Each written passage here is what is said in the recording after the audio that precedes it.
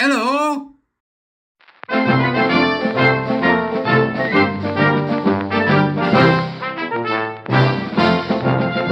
Beep, beep, beep, beep, beep. Welcome to the Court of the Edijester in part 2 of our analysis of the ridiculous Chartered Institute of Ponces and Disaster.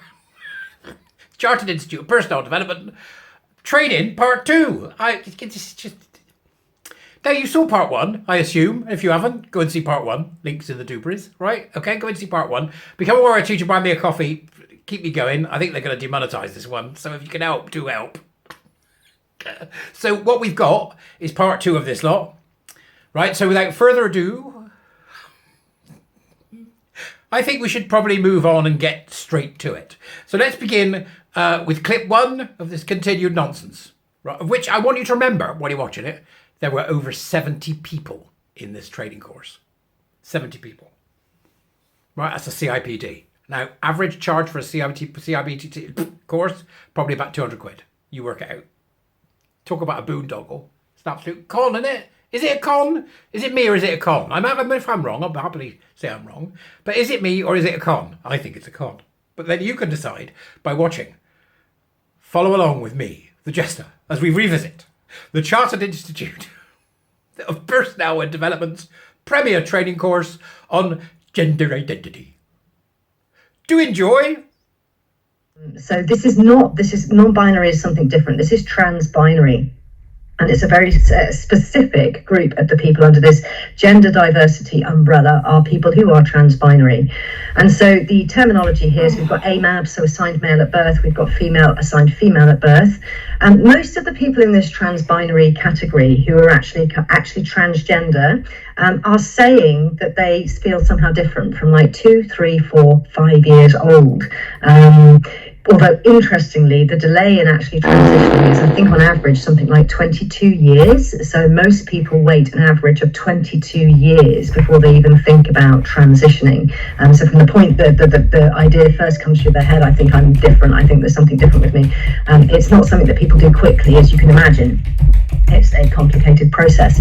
But it's also worth pointing out here that transition from male to female or from female to male there are no required steps. This could be a social transition only. They might say, oh, by the way, I'm a trans woman. Oh, by the way, I'm a trans man. I'm changing my name. That might be it.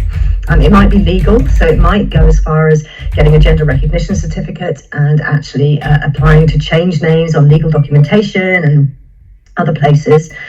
Or it might be medical, but it doesn't have to be. And the medical interventions might be hormonal medical interventions, or it could be surgical medical interventions, but they're not necessary for somebody to identify as a trans woman or a trans man. Medical intervention is not a requirement.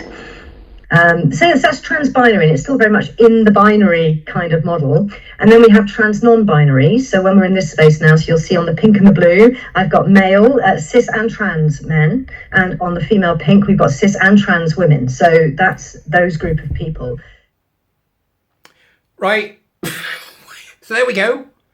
That's what we've got there. That's the first part of the session there, which is all about how men and women and women are men. It talks about the trans-binary as opposed to just being non-binary. It's essentially rubbish, isn't it? But there's an elephant in the room. Can anybody guess what the elephant in the room is? Do you think there's somewhere their sticky fingers are all over this? I've got a funny feeling they might be, But again, you tell me in the comments. But what she then says, which is the most astonishing thing so far, is that they know at 2, 3, or 4. They know at 2, 3, or 4. They know at 2, 3, or 4 that they've got a mental disorder. It's insane, isn't it? The idea comes into their head. No mention of anything like the comorbidities. The trans child, see? They have to invent the trans child. The trans child must exist. Without the trans child, it's just exactly what it is. Without the trans child has to exist. So the idea comes into their head. And no mention whatsoever of the other comorbidities and psychiatric disorders that we know are associated with trans ideation by this point. It's like something out of, 1999 or 2018. They're a bit behind at the CIPD, bless them, at the forefront of screwing up businesses. And of course, you've got to remember, it doesn't have to be medical. There's no therapy required. None of that's necessary. You just have to say, I'm a woman. I'm a woman. Oh, yeah, right, okay. I'm non-binary. Good for you. Oh, and then the absolute utter nonsense about trans, non-binary, and cis. You're cis. Cis.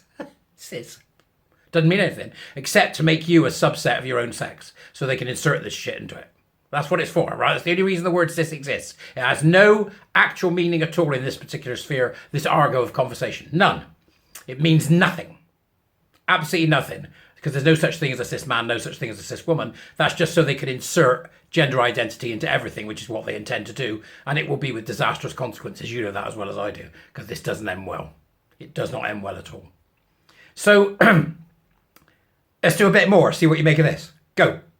So agender people would kind of say, I have no experience of gender. I don't even know what you're talking about gender. It just, I am agender. I'm not a gendered individual.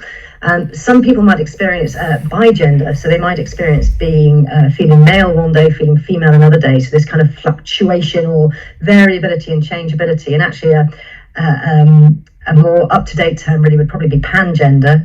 So somebody said bi again is still in that kind of rooted in that binary kind of model, where someone who's pangender might possibly move between male, neutral, and female, or just neutral and female, or just neutral and male, for example. And then there's neutral. So neutral people generally they do experience gender, but they experience it as a neutral place in between male or female. So in this non-binary place, there's lots of different and nuanced kind of individual experience again. But this is a very different group to the trans-binary people who are swapping from male to female or vice versa and still very much in that binary model. Non-binary is saying I'm not female, I'm not male, I'm something different, I'm somehow non-binary. Oh, this is glorious. An agender person has no experience of gender. I don't know what you're talking about, they say as you meet them. Good morning. How are you? Should we do pronouns? No, let's not. But I'm agender. Are you? What does that mean? I have no experience of gender. I am not a gendered individual.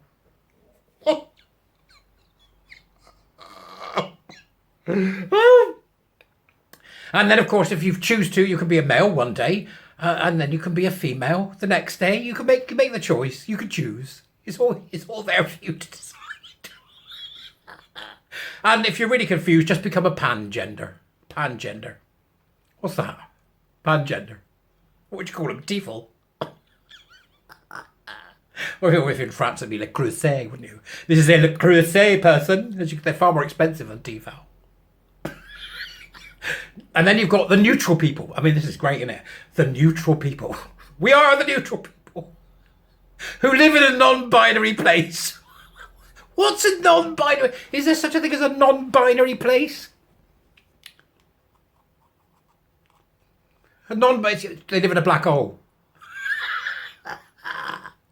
They live in a black hole. Along with this, I am not male, I am not female, but somehow I am non-binary. They're coming to take me away. Let's carry on. Here comes the next bit. Is science now just finding out new things? This science is all very fascinating, but where does it come from? But it's really nothing new. So the image on the left is representing the Tree of Life and the Kabbalah, which is to do with the ancient Judaic religion. And the ancient Judaic religion recognizes 8 different genders. And actually, all of the religious texts that predate the Bible refer to intersex and transgender people like they're totally normal. There's just not even any commentary about it. It's just this trans person, that intersex person. So just referred to totally normally. And similarly here with yin yang over in China, which is now really what I don't use feminine and masculine anymore at all. I use yin and yang. So yin being soft, gentle and nurturing, and yang being kind of assertive and go-getting and out there. And so in the Chinese kind of philosophy, it would be that we cannot have yin without yang, and we cannot have yang without yin. Nothing is purely yin and nothing is purely yang. It just doesn't exist in nature at all. Everything is a combination thereof. And so this idea that we're all a bit yin and a bit yang, and what is our balance of yin and yang, is a really interesting way of looking at things. And interestingly, I only found out this Christmas, I don't know why, what drew me to look into it, but the frankincense and myrrh, the gifts that were brought to Jesus, interestingly, frankincense represents the crown chakra and yin, and myrrh represents the root chakra and yang. And so, in a way, those offerings to Jesus were that he would be a balanced yin and yang individual, i.e. non-binary. Really. So yeah, when we go back in history, we find out that the binary gender story just doesn't really fit in history. And actually, if we go back to like 2500 BC, prior to that, we weren't really treated quite so differently. Things have changed over time, but there is a culture, and I can't remember off the top of my head, but there is a culture where they don't even see gender at all, actually. Right. Yeah. Just when you think it can't possibly get any more potty, the question is asked, is science discovering new things from the Kabbalah, which is an esoteric Jewish text,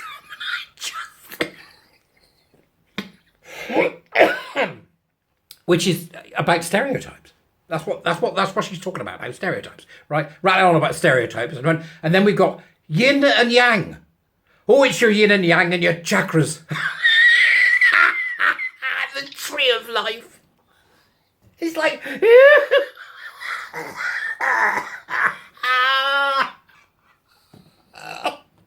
it's like Madame Arcati.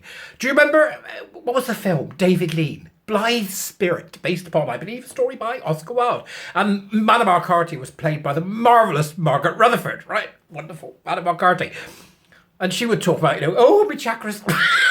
And she would carry out seances and ride around on a bicycle. Please tell me this woman's got a bicycle. It's hilarious. And then, of course, we have the birth of the non-binary Jesus. No. And in 2500 BC, they didn't see gender at all. No, that's right, because there was no persecution of women then, was there? Or flogging and hanging of gay men and lesbians. No, of course, that never happened. No, never happened. It can't get worse. It can't possibly get worse. It gets worse. So this is these people here. This is the Bugis people, and they live in Sulawesi in Indonesia. And many cultures in Indonesia have no strict gender, so they see gender differences as a continuum, so a spectrum rather than a dichotomy, binary. Each person is considered to have different elements within them. So a child is born with a propensity to yin or yang, or a balance of yin and yang.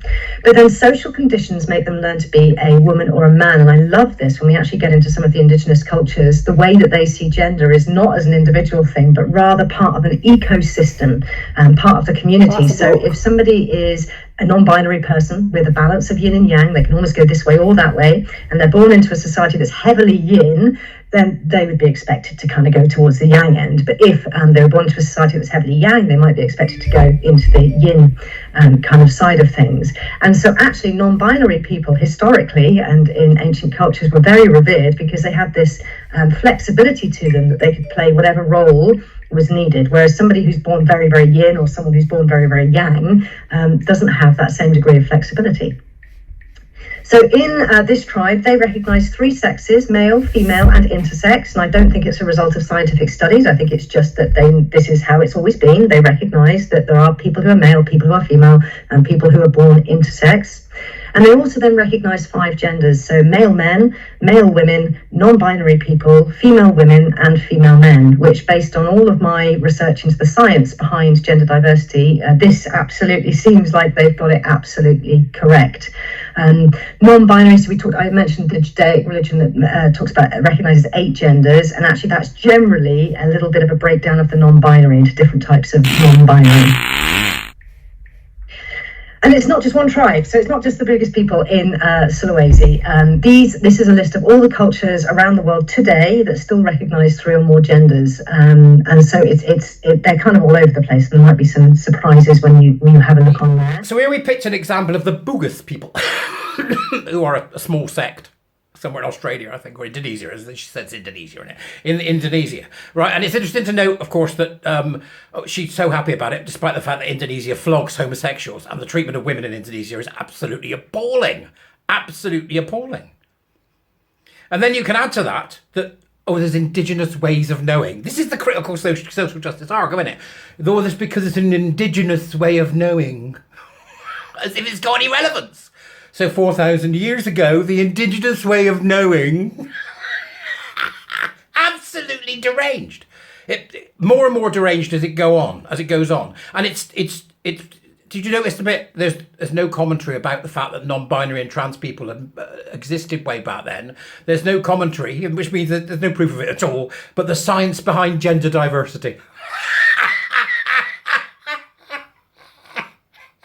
And then goes on to give you a list of all the people in different cultures that have had to deal with homosexual feminine men. Because that's what they are. That's what it's about, dealing with homosexual and feminine men. And finally, you have the Scopsi, right? The Scopsi were a horrific genital mutilation cult in Russia. The closest thing to this, the Scopsi. Genital mutilation cult, right? That's what it was in Russia. There you go. I don't know what to make of it all, and I shall leave you to decide, he says. So, come, you are a teacher, buy me a coffee. I'll see you later.